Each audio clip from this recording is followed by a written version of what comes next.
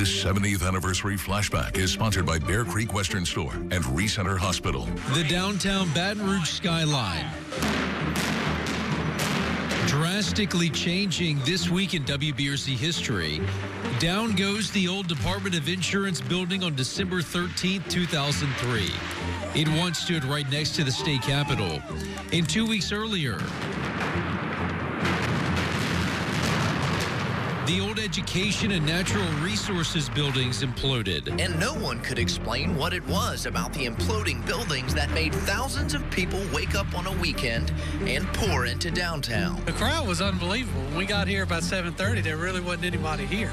By the time it got ready to blow, it was exactly like a Tiger game. You couldn't move. The implosion plan started months earlier. 8 months worth of planning has gone into imploding the two buildings. Once the charges go off, they will sever this column as if it cut by a torch. But demolition crews ran into several problems leading up to the implosions.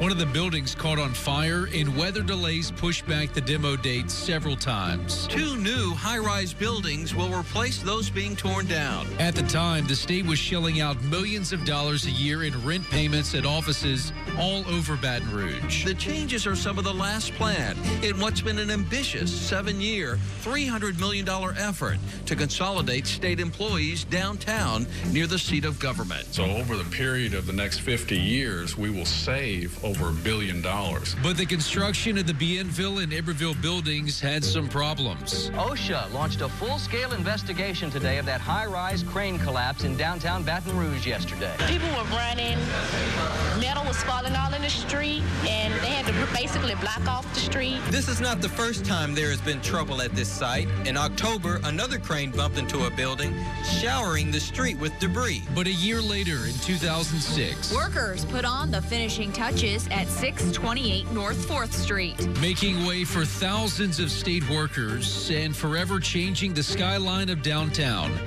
This week in WBRZ history. For more WBRZ 70th anniversary flashbacks, visit WBRZ.com.